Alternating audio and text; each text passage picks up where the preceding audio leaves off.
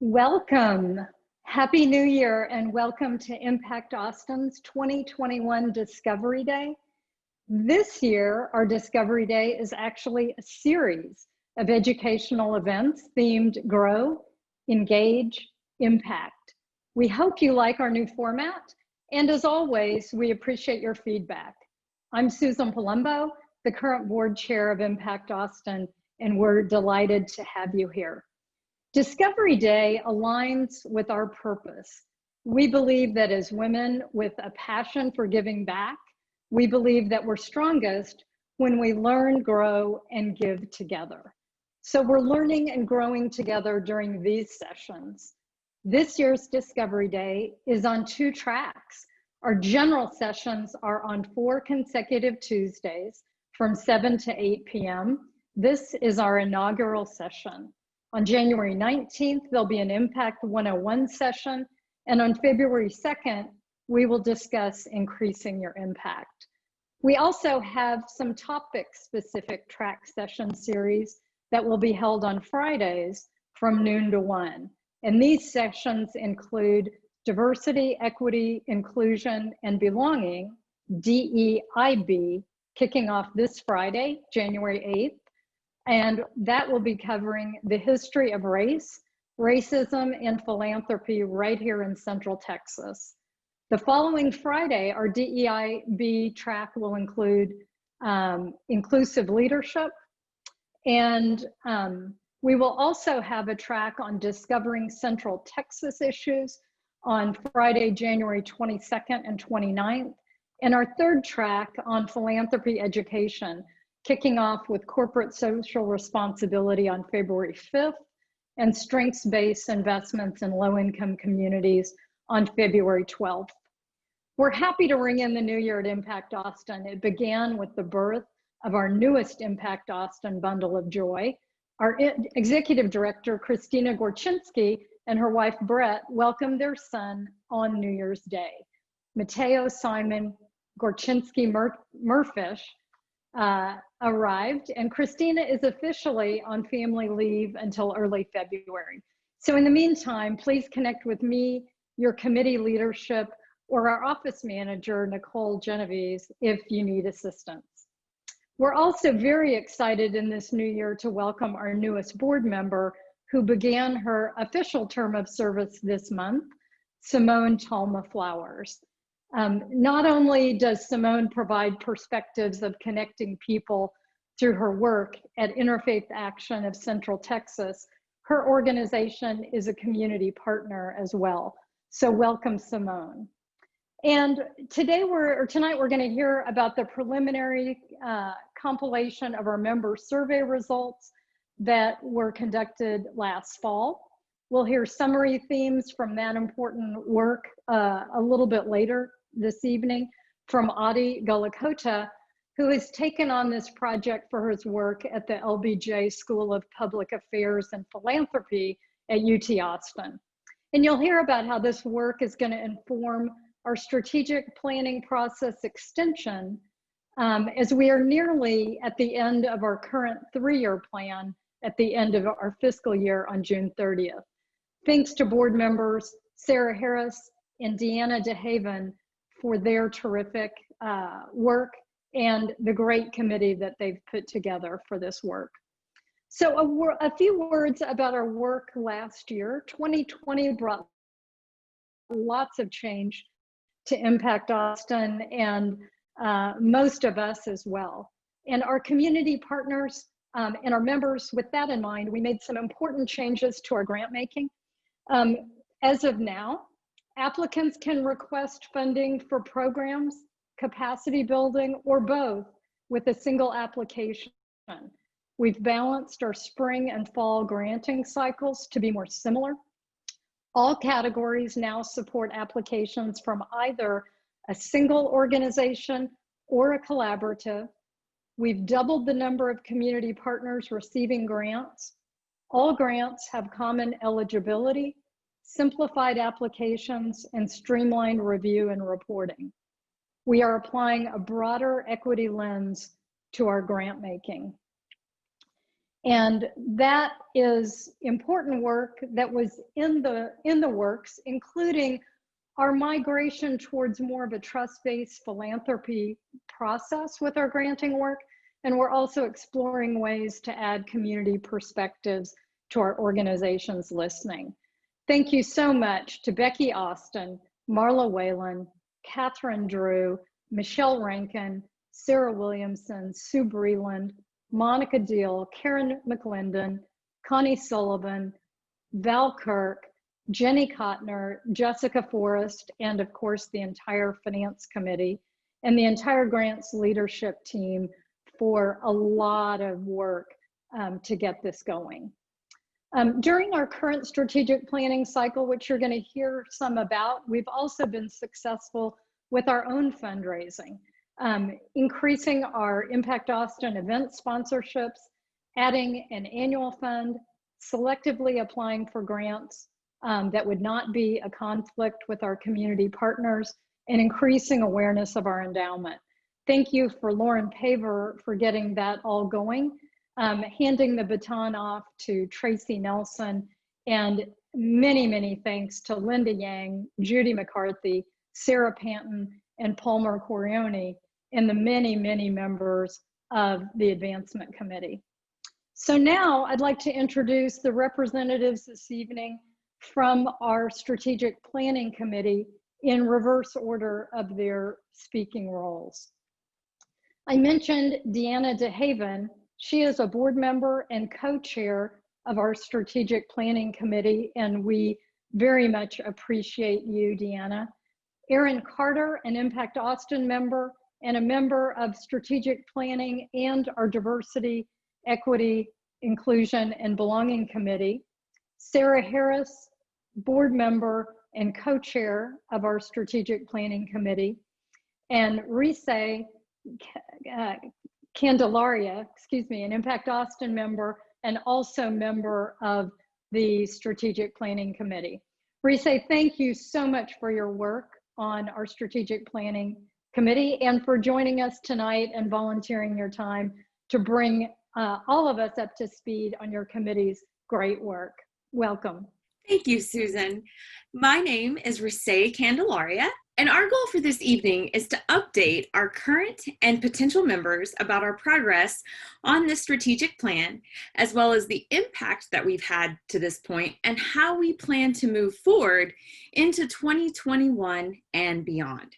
So before we begin this formal update, I would like to take a moment to introduce you to the vision, the mission, and the values that have made Impact Austin what it is today. And if you are already familiar with these, this will be a quick refresh before we cover more detailed information related to the plan itself. This introduction or review will help you understand the plan as it is, as well as the developments that are to come. So to begin, the vision of Impact Austin is to unlock the potential in our community by uniting to fulfill our philanthropic purpose. The mission of Impact Austin is to cultivate and expand the knowledge, passion, and generosity of our members to make a positive impact by developing strong relationships and leveraging the power of collective giving. So now I'd like to take a minute to also discuss the values that inform the 2019 to 21 plan and the values that are also guiding our current work as a committee. Next slide, please. Thank you. The values of Impact Austin are inclusivity. We welcome all women with a passion to give and a desire to grow. Empathy. We care deeply about our community partners and our fellow members. Curiosity. We are a learning organization that educates our members on community needs and solutions. And impact. We challenge ourselves to give of our time, our expertise, and our financial resources to address the systemic challenges that are facing our community today. So now what I would like to turn over to my colleague, Earind Carter, for a discussion of our organization's impact so far and a more detailed look at our current strategic plan. So Earind, I'll turn it over to you. Thanks so much, Risé. Thank you so much for grounding us in our mission, vision, and values. As Risé mentioned, I am Earind Carter, and I am excited to be with you all this evening and share with you a bit about our current impact and also give you a high-level overview of our strategic plan. So first of all, many of you all may have seen this slide before, but it is an incredible synopsis of our collective impact.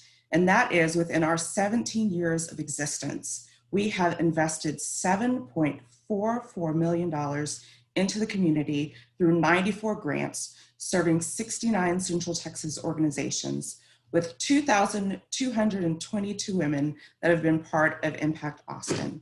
Certainly those are metrics that we can all be proud of. Next slide, please. So in this slide, we have an overview of our priorities and some tactics for our current strategic plan.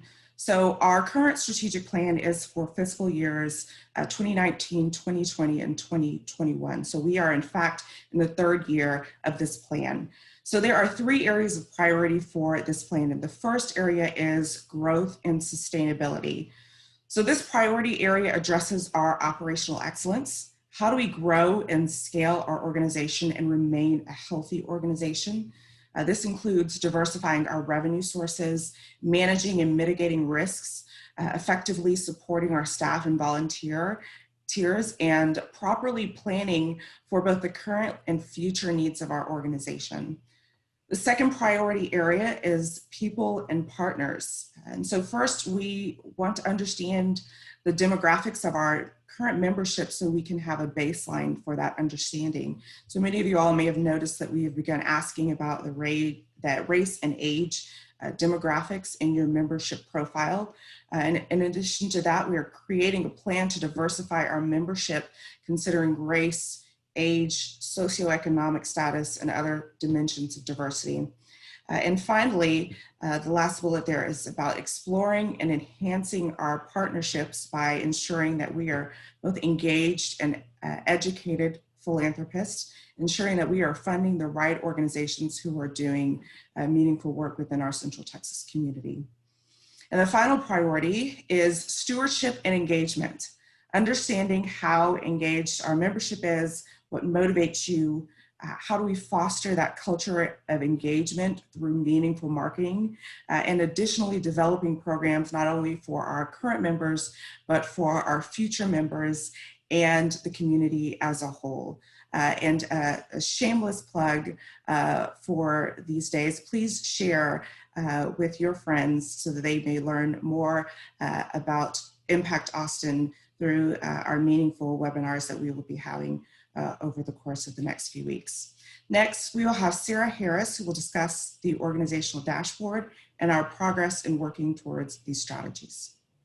Thank you so much, Earind, for walking us through the plan. And ladies, community, it is great to be with you all this evening, sharing this update on our plan and revealing where we are and previewing a little bit of where we're going. As Earind said, I'm Sarah Harris. I serve on our board and with this fantastic strategic planning committee. And what you see in front of you now is our dashboard that helps us gauge and monitor our progress and performance against our plan. You can see here that we have broken it out into the 3 pillars within our plan, and we have updated our performance through the first half of this fiscal year, which is the last fiscal year of our current 3-year plan. The good news is, just at a quick review here, you can see a lot of green on our dashboard, which means we're trending in the right direction and we're making really good progress against each of our 3 strategic pillars in our plan. There are a few areas in here, if you look closely, where you can see they're in progress. These are areas where we still have more work to do and more opportunity to really step into the full intention of each of these goals. And what's exciting is our plan this year is going to move us forward, and we know we've got room to continue to grow. And I suspect these will continue to be priorities for us as we move forward as an organization. And you can see here, it's really about building sustainability into our organization and continuing our work, having an equity lens in all that we do and diversifying our membership. So gauging where we are in our current progress, we are also about to jump into the member survey results. And these are just two of the data points that we're looking at as we think about where we are today in our plan and start to chart out our trajectory of growth and impact moving forward. So to share more about the input from the member survey from last fall, I'm going to turn it over to Audi to walk us through the findings. Good morning to one and all. Thank you so much for having me here. It's a real honor to be here, and I'm really excited to be presenting these results to you. My name is Audi Gollakota. I am a Connect Fellow as part of the RGK Center for Philanthropy that is housed as part of the LBJ School of Public Affairs, where I'm currently pursuing my master's in public affairs. It's been a really, really exciting opportunity, and I wanted to thank Christina, Nicole, and Alyssa for giving me this opportunity and working with this impressive organization. So just to get started this morning, I wanted to start with the quote. And this was an iconic quote that I came across only last week. I don't know how I missed it, but it made a tremendous impact on me. And it is, I quote, "Philanthropy is commendable, but it must not cause the philanthropist to overlook the circumstances of economic injustice which make philanthropy necessary." And this was said by Dr. King. And I think this was an amazing statement, and it's very, very true for all of us. And I think it's important to acknowledge that in all of our efforts in philanthropy. So starting off, wanted to give everyone some information about the survey. This was conducted over the span of 2 months in October, November of this year. There were a total of 138 responses out of a member base of over 400 who received the survey. And just as a disclaimer, unless the diagram is in a pie chart, the values represented are absolute values and not percentages. So that means only if it's in a pie chart, those will reflect the percentages of responses that we've received. And just to run over our agenda for today, we're going to have a demographic overview. We're going to understand the employment information of our member base, going to understand community engagement, membership experience, the relationship that members have with one another, the impact of philanthropy education, impact of DEI initiatives, and how to improve community engagement, volunteering and contributing to other organizations. What do our members do in this respect? What have our members gained from the membership? And where do the members see Impact Austin in 5 years?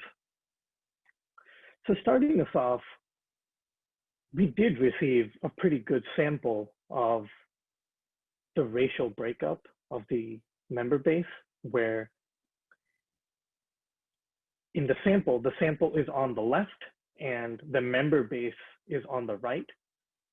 And in the sample, we received 89% of our responses from white people who identify themselves as white, and Hispanic and Latino community comprising 3%, the Black or African American community comprising 2%, the Asian American community comprising 2%, biracial community comprising 3%, and American Indian or Native American comprising 1% of our sample, which is pretty representative and tracks pretty closely with what we have in the member base on the right side, that is in the darker color.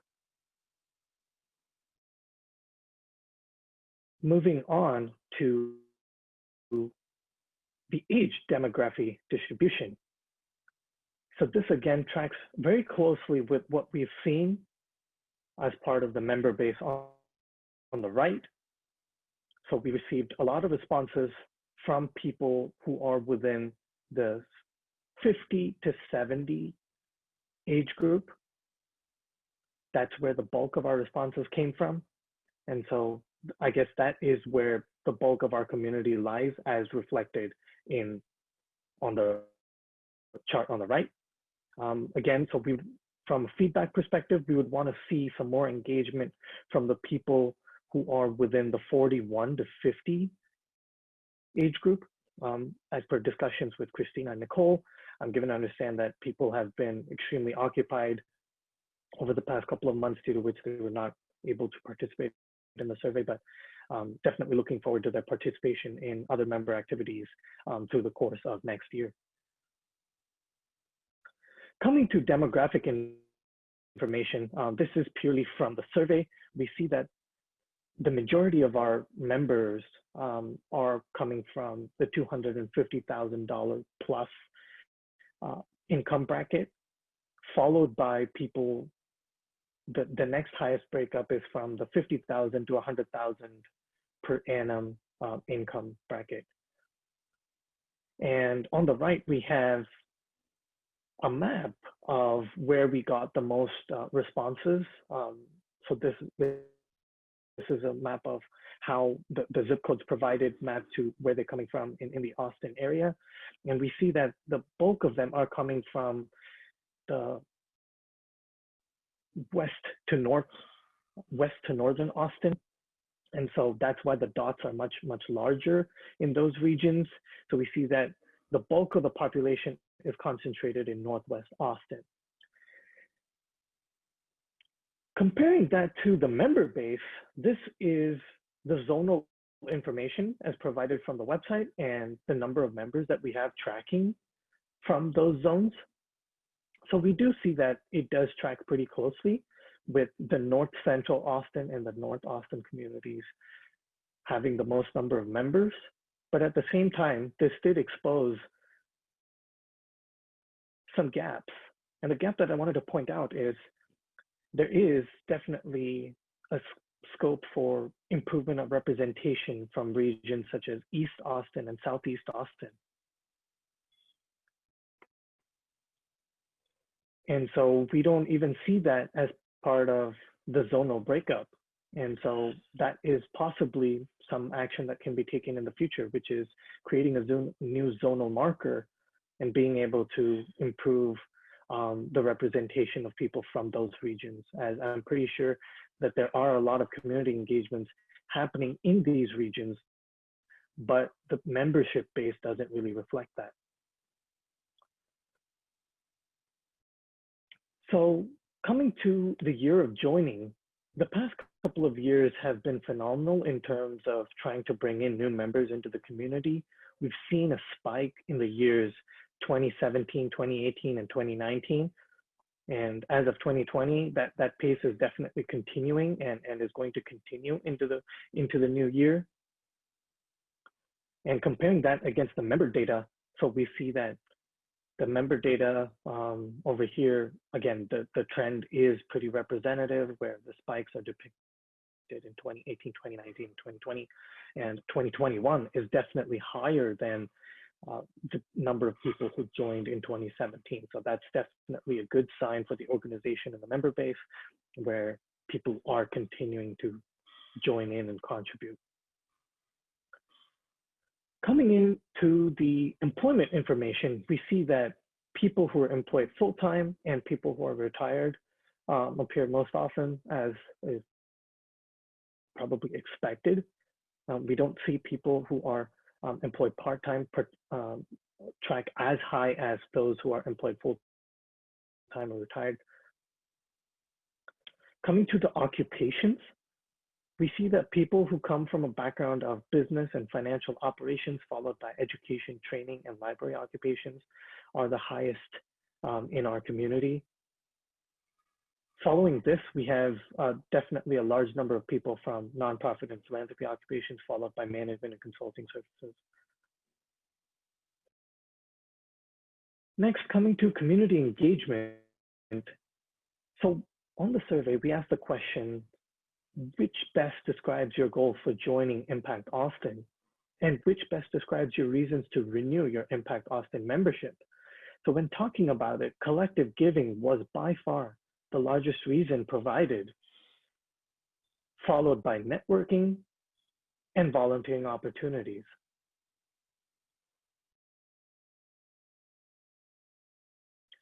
Coming to the membership experience, this is definitely a very, very good sign for the organization. And we have a massive satisfaction with the membership experience, where we ask the question, how satisfied are you with the membership experience that you've gotten from Impact Austin? And people have replied with a whopping 98% satisfaction rating. So kudos to everyone in this organization for making that happen. Coming to the values and understanding how members resonate with those values. So again, massive props to everyone for living and embodying these values, because everyone strongly feels that the values are exemplified by each one of you. So when we ask the question that is Impact Austin committed to inclusivity by welcoming all women? Most of these questions that we asked, we all received a strongly agree. So coming to member relations, I just wanted to showcase a word cloud, which shows us a bird's eye view of what everyone is thinking. And some of the responses that stood out were peer learning and buddy groups, creating community partnerships with the members, more volunteering opportunities, improving the focus on DEI initiatives, and of course, once the pandemic subsides, creating new opportunities for in-person events and social events as part of the Impact Austin community. So those are the qualitative responses that we received as part of the survey. And I wanted to focus on a quote that was given as part of the survey. And I think this was really important. And I quote, more focus on figuring out how to truly diversify our membership pool, specifically with the lens towards race and ethnicity, income level, and the side of town or county that members live in. As someone on the more south and east side of the county, I feel a real gap between the realities of my life and neighborhood and the lives of, or the neighborhoods of the average Impact Austin member. And I say this as a white woman. If I was a woman of color, the gaps may feel so enormous that I could even feel unwelcome in Impact Austin spaces. So I think this is really, really important to make sure that we're continuing to have that lens and trying to focus on how to really engage in these communities and be representative of the communities that we're trying to have an impact in. Coming to the issue of philanthropy education, this is again another word cloud of what people are thinking of from a broad perspective. People want to be a better community partner. They want to understand ways by which they can continue to engage in a better way. They want more innovative ideas for community impact, improving the reach of programs and recruiting more volunteers, and understanding the grassroots impact of the programs that we have through our grants. So people are very, very driven to learning about educational programming, and we see that in the responses where people have replied with a very, very strong emphasis on wanting philanthropy education as part of the member experience. And coming to a quote which could possibly inform some of the decisions moving forward. Having people realize what it is that includes time, treasure, talent that many people give and don't realize that they're philanthropists. They forget about church, school, and other donations, stuff they do as an obligation, how they can learn to turn that into really focusing on participating with an organization that they resonate with versus one that they're obligated to, and continuing that their donations, keeping them in their budget, and realize how satisfying it is to be a philanthropist. Coming to the issue of DE&I, it's of course very, very timely, but at the same time, I'm really, really excited by the amount of focus that everyone is trying to incorporate as part of their own day-to-day life and how that reflected as part of the survey. People want to identify the socioeconomic issues that are pervasive and constant. They want to address community needs and root causes. They want to learn how to be a better ally. They want to learn more about unconscious and implicit biases. People want the membership to better reflect Austin and the community's diversity. And again, another response that really stood out to me, more on inclusion. Who are the type of women that we are seeking to involve? What are ways to approach women who may not see themselves as having the resources to give as much as others, but would still like to be a part of assisting in the same way? Diversity of members would also be significant. Sitting on a recent grant awarding community with only about 4 members of color that I saw was awkward for me, given who the grants were ultimately benefiting. They were benefiting women and girls of color. There should be more balance to the composition of these committees in terms of age and race and ethnicity. I think we need to better develop seminars on what equity really means for us in the range of areas we face. That is member recruitment, grant evaluation, and philanthropic education. I'm not sure a one-size-fits-all approach really works when you consider how diverse the needs of these people are in comparison to the challenges regarding equity and inclusion that they face. Coming to the issue of how we improve community engagement, people want to improve, constantly improve on the DEI lens approach to the activities that are going on. People want to fund diverse organizations. They want to enable collaboration between nonprofits and raising the profile of community groups and activists, and a broader focus on philanthropic areas in terms of where can Impact Austin make an impact, not just focusing on certain silos and trying to broaden the approach.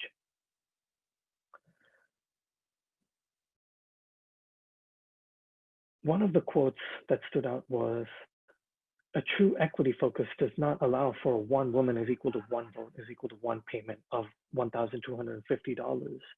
I know that this basic framework has been in place since the founding, and that principle is on its face inequitable. It really feels like it's past time to create pathways into Impact Austin for those who simply cannot pay that much, but will provide enormous value internally, bringing voice to issues that we may otherwise remain ignorant to. It seems like there is an opportunity for members to show their worth through donations of time too, and getting voting power from that." Coming to understanding where our members are volunteering with other organizations, we see that a whopping 66% of people volunteer their time with other organizations as well.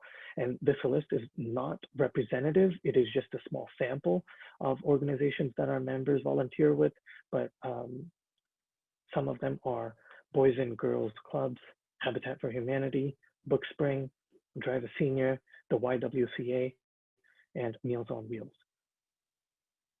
Coming to the monetary contribution to other organizations, 95% of people in the member base contribute to other organizations. And again, this is not representative. This is just a very, very small sample of organizations. Some of them are the ACLU, the Austin Public Broadcasting Service, the American Red Cross, Central Texas Food Bank, Planned Parenthood, and the Alzheimer's Association.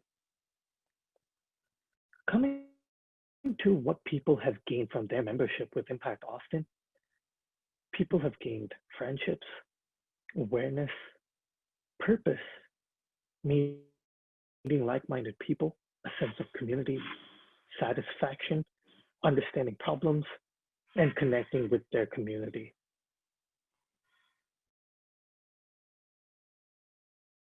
And in terms of the vision that members have for the organization in 5 years, people envision Impact Austin to be larger, more diverse. They want to see more pathways to being a member. People want to see greater financial flexibility in terms of how membership can be created, enlisting younger people and being more representative of the Austin area community. People want to see more training in grants review and more partnerships to grow the endowment, and greater partnerships with corporates and other organizations And I think this is a really, really amazing vision that is outlined by each one of you. And it's really, really exciting to see what the possibilities are. And I really, really look forward to seeing Impact Austin in the future. Thank you, Audie. That was some terrific information. And also thank you to our members for taking the survey. We certainly had an impressive response rate and couldn't have done it without you. As a reminder, you're welcome to ask questions using the Q&A feature. We will respond to your questions at the end of the program. Because of the strong survey turnout we received from our members, we're able to gather a tremendous amount of data, and we are listening. As part of our strategic planning process, we are also soliciting input from a variety of other sources as well, including Impact Austin members, committees, board of directors, and the community through a variety of methods. We will continue to compile the information while we work on our strategic plan. As we listen to our members and the community, we're learning that we're on the right path, but there is more work to be done. As such, we have decided to pursue a 2-year extension of our current strategic plan. This will allow us to dedicate our efforts to the work that you are telling us needs to continue. This will include a focus on diversity and engaging our community. We're excited to share with you that you'll learn more about the strategic plan, the strategic plan extension at our annual meeting in June. All right, this now concludes our updates for the Strategic Planning Committee. I would like to thank Risé, Earind, and Sarah, as well as our other committee members who have helped, Debbie Johnson and Denise Shannon, for all the work you all have done to advance our mission through the strategic plan. If those of you in the audience would like to share any feedback or want to learn more, please don't hesitate to reach out to us at contact@impactaustin.org. And now I'm going to hand it over to Susan for the question and answer segment of our program. Thank you, Deanna, and thank you to Strategic Planning. As I began this discussion this evening, I spoke about our increased success with advancement. And so, Nicole, I'm going to ask you to put our slide back up of our sponsors, because as I was talking about that success and excitedly segueing into our strategic planning, I don't think that we recognized our important sponsors of this event as much as we should. And this is a very important part of the work that we're doing. And we so appreciate C2C Media, who has helped us move into the COVID age with a tremendous amount of support. And that is thanks to Deanna, DeHaven. Dochin Realtors have done an amazing job sponsoring so many of our events. And we are very, very appreciative of Carol and Katie and their whole organization. They've been great, great sponsors and partners and members. Our leadership sponsors, Breland Facilitation, Sue Breland, FVF Law, injury attorneys, board member Tracy Nelson, who is an excellent leadership coach, and thank you to board member Allison Marshall and Your Cause Blackbaud. Really, really appreciate all of this. It enables us to do what we do, and we really appreciate that. And if your business can benefit from that, please get in touch with Tracy Nelson, and she'll be happy to help with her committee in getting you lined up. So I see that Chris Kavner has sent us in a question, and the question for our panelists is on various financial giving levels for membership that came up in the research from Audie. And that is something that the organization has looked at before. And those on the board, those on strategic planning, have you guys gotten into digging into that part of the research yet? It's certainly something that we've talked about and we've looked at.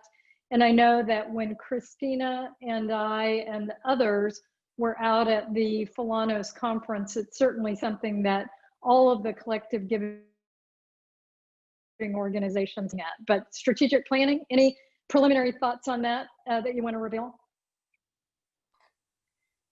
I would not say conclusive remarks on that, but just to build on what you're describing, Susan, I've been a part of a number of conversations where folks are looking at a variety of ways to give of time, talent, and treasure as a way, even social connection and networks as ways of fulfilling a contribution and being able to contribute to our collective giving circle. So no conclusions yet, other than that is something that's actively in discussion.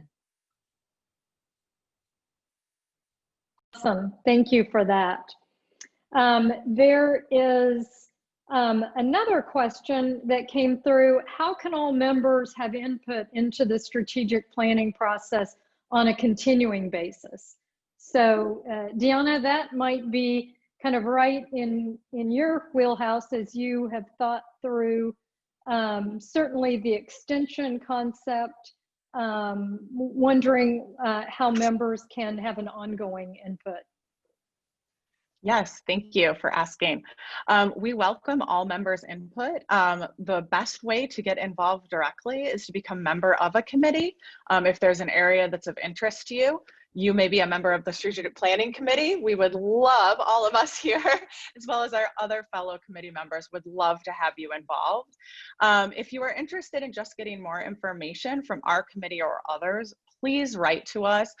You can write to contact@impactaustin.org, and we will be sure that your question is fielded to either our committee or another if that's more appropriate. But we welcome all of your input and look forward to having you involved.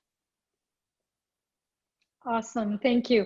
I know that this member survey is something that we've wanted to do the whole time that I've been on the board. And I think, as you can see from the rich result that we've gotten back, I loved the survey, and I love the transparency of the data and just the openness with which Christina and the rest of the organization willing to look at not only the successes and the strengths, but what do members feel like we could be doing better. So, and I think that having a more regular rhythm on the member surveys is going to be important. But in the meantime, absolutely get in touch with us about the strategic planning process. I do not see any more questions. Nicole, is that true as well? I think we are, wow, we are going to give you some time back. So we so appreciate it. Nicole is giving me the sign that there's no more questions. Thank you for joining the kickoff of Discovery Days. We hope that you will come back often to these sessions. I gave you a little bit of preview. You can certainly find more about it at the Impact Austin Discovery Day on the events section. And I think you'll find that there, thank you, Judy, for giving us the actual URL. But please come back often. A lot of our volunteers have put in a lot of time, and we have a lot of speakers, and we are just grateful for you, and we are all super positive about 2021. Bye, you guys. Have a great, great rest of your January, and we'll see you soon.